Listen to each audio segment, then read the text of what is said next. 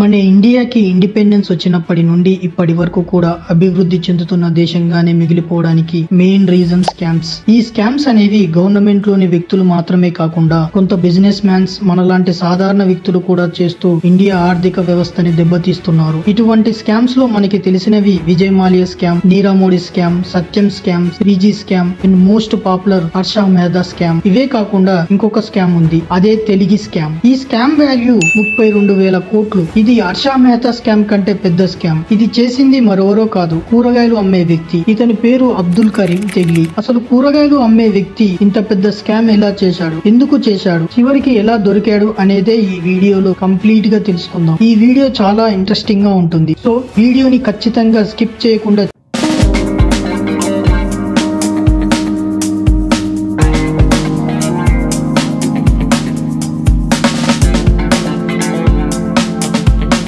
Indian రైల్వేలో class 4 Jewar. ఈయన చాలా సిన్సియర్ ఆఫీసర్, చాలా హార్డ్ వర్కర్ కూడా. ఈయన కర్ణాటకలోని బెల్గాం డిస్టిక్ లోని కాన్పూర్ కి ట్రాన్స్ఫర్ అయ్యాడు. ఇక్కడే అబ్దుల్ కరీం 1961 జూలై 28న పుట్టాడు. ఇతను 8 సంవత్సరాలు ఉన్నప్పుడు వాళ్ళ నాన్న డయాబెటిక్స్ తో చనిపోయాడు. అబ్దుల్ కరీం కి 2 బ్రదర్స్, అబ్దుల్ రహీం, అబ్దుల్ అజీం. వీళ్ళ ముగ్గురు కలిసి కాన్పూర్ స్టేషన్ లో ఫ్రూట్స్, వెజిటేబుల్స్ అమ్మేవాళ్ళు. అదే వాళ్ళ main income source. English medium స్కూల్లో ఇతనే జాయిన్ అయ్యి తన స్కూల్ ఫీజు తానే కట్టుకునేవాడు. స్కూలింగ్ అయ్యాక బీకామ్ కంప్లీట్ చేసి జాబ్ కోసం చాలా వెతికాడు, కానీ అప్పట్లో అతనికి అక్కడ జాబ్ దొరకలేదు. ముంబైలో జాబ్స్ ఉన్నాయని తెలిసి అక్కడికి వెళ్లి సేల్స్ ఎగ్జిక్యూటివ్ గా ఫ్లెక్స్ ఇండియా కంపెనీలో జాయిన్ అయ్యాడు. కానీ టార్గెట్స్ కంప్లీట్ చేయట్లేదు అని, జాబ్ కూడా సరిగా చేయట్లేదు అని అతన్ని జాబ్ లో నుంచి తీసేశారు. ఆ తర్వాత మిషన్ గెస్ట్ హౌస్ లో మేనేజర్ గా జాబ్ వచ్చింది. అక్కడ కొన్ని రోజులు జాబ్ చేశాక ఇంకా ఎక్కువ డబ్బులు సంపాదించాలి అని 1986లో గోల్ఫ్ కి వెళ్ళాడు. అప్పట్లో గోల్ఫ్ కి వెళ్లే ఎక్కువ డబ్బులు వస్తాయని చాలా మంది వెళ్లేవారు. అక్కడికి వెళ్ళాక కూడా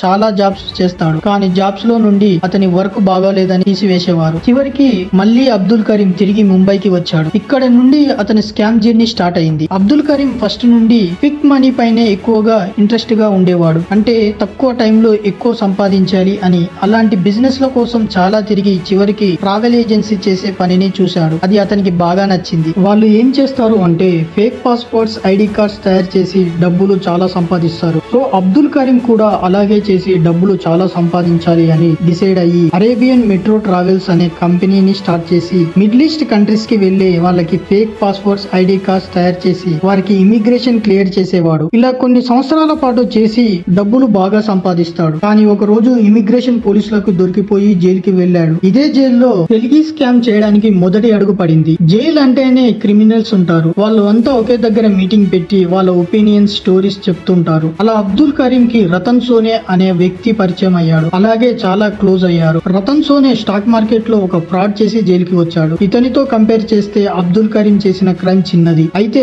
ఒకసారి రతన్ సోనే అబ్దుల్ కరీం తో మాట్లాడుతూ, చేస్తే పెద్ద స్కామ్ చేసి జైలుకి రావాలి, డబ్బులు ఉంటాయి కాబట్టి ఎలాగోలా తప్పించుకోవచ్చు, సో చిన్న స్కామ్స్ చేసి జైలుకి రావద్దు అని అన్నాడు. అప్పుడు అబ్దుల్ కరీం, పెద్ద స్కామ్స్ అంటే ఏంటి, ఏమన్నా ఐడియాస్ ఉంటే నువ్వే చెప్పు, మనం ఇద్దరం కలిసి చేద్దాం అని అన్నాడు. అప్పుడు Ratan Soane stamp paper scams గురించి చెప్పాడు. స్టాంప్ పేపర్స్ యొక్క ఆఫీసర్స్ ని గాని అసలు ఆ డిపార్ట్మెంట్ ని ఎవరు పట్టించుకోరు. మనం ఆఫీస్ లో ఉన్న ఏదైనా ఆఫీసర్స్ తోని డీల్ పెట్టుకుని స్టాంప్ పేపర్ డూప్లికేట్స్ రెడీ చేసి అమ్మితే చాలా ప్రాఫిట్ వస్తాయి అని చెప్పాడు. ఈ స్టాంప్ పేపర్ అంటే ఏంటో మీకు సింపుల్ గా అర్థమయ్యేలా చెప్తాను, వినండి. మనం ఏదైనా లీగల్ గా ల్యాండ్ కొన్నా లేదా అమ్మినా, బిజినెస్ డీల్ చేసినా, ఏదైనా వస్తువులు లేదా డబ్బులు ఎవరికైనా ఇచ్చినప్పుడు మనం ఈ స్టాంప్ పేపర్స్ ని యాడ్ చేస్తాం. ఇది ఒక A4 సైజ్ షీట్ లా ఉంటుంది. మనం చేసే డీలింగ్ లీగల్ అవుతుంది. సో ఈ పేపర్ ని గవర్నమెంట్ ఆఫీస్ లో అమ్ముతారు. దీని ద్వారా గవర్నమెంట్ కి కొన్ని కోట్లలో రెవెన్యూ జనరేట్ అవుతుంది. వీళ్ళు స్టాంప్ పేపర్స్ కి డూప్లికేట్ తయారు చేసి అమ్ముతారు. అది డూప్లికేట్ అని కొన్న వాళ్ళకు కూడా తెలియదు. అబ్దుల్ కరీం కి రతన్ సోనే చెప్పిన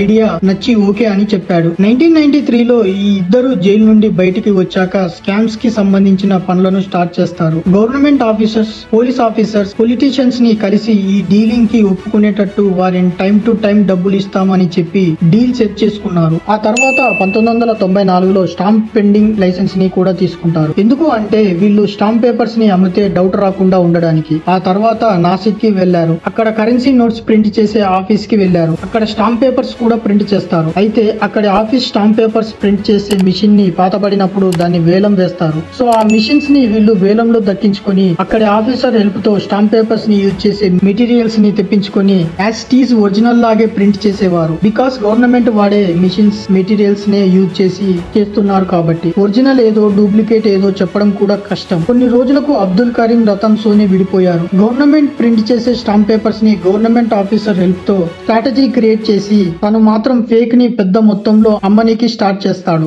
అబ్దుల్ కరీం ఆ తర్వాత ఈ బిజినెస్ ని పెద్దగా రన్ చేయడం స్టార్ట్ చేస్తాడు. 350 మందిని రిక్వైర్ చేసుకొని ఫేక్ స్టాంప్ పేపర్స్ ని, రెవెన్యూ స్టాంప్ పేపర్స్ ని, non judicial stamps, broken notes, notary stamps, insurance agency stamps ఇవన్నీ కలిపి 3000 కోట్ల విలువైన డూప్లికేట్స్ ని మొత్తం 18 స్టేట్లలో అమ్మాడు. ఇమాజిన్ చేసుకోండి, కష్టంగా ఉన్న ఈ పనిని ఇతను ఈజీగా చేస్తాడు. వచ్చిన డబ్బుతో చాలా రిచ్ లైఫ్ గడిపేవాడు. ఎంత రిచ్ అంటే అప్పట్లోనే అతను ఒక బార్ కు వెళ్లి బార్ డాన్సర్స్ డాన్స్ చేస్తుంటే 93 లక్షలు ఆమెపై విసిరాడు. దీన్ని బట్టి ఇమాజిన్ చేసుకోండి అతను ఎంత డబ్బు సంపాదించాడు. కానీ తప్పు చేసిన వాడు ఎప్పటికైనా దొరుకుతాడు. ఇతని విషయంలో అదే జరిగింది. ఇతని ఎంప్లాయీస్ ఫేక్ స్టాంప్స్ పేపర్ ని వ్యాన్ లో సప్లై చేస్తుండగా పోలీసులు అరెస్ట్ చేసి ఇంట్రాగేషన్ చేసేసరికి అబ్దుల్ కరీం పేరు చెప్పేశారు. అప్పుడే పోలీసులకి తెలిసింది ఇది మామూలు కేసు కాదు అని, ఇది పెద్ద స్కామ్ అని. వెంటనే అబ్దుల్ కరీం ని అరెస్ట్ చేసి ఆ కేసుని కి ట్రాన్స్ఫర్ చేస్తారు. అప్పుడు అందులో పెద్ద పెద్ద leaders, police officers, government officers ఉన్నారని తెలిసింది. అతనికి నార్కో టెస్ట్ చేస్తే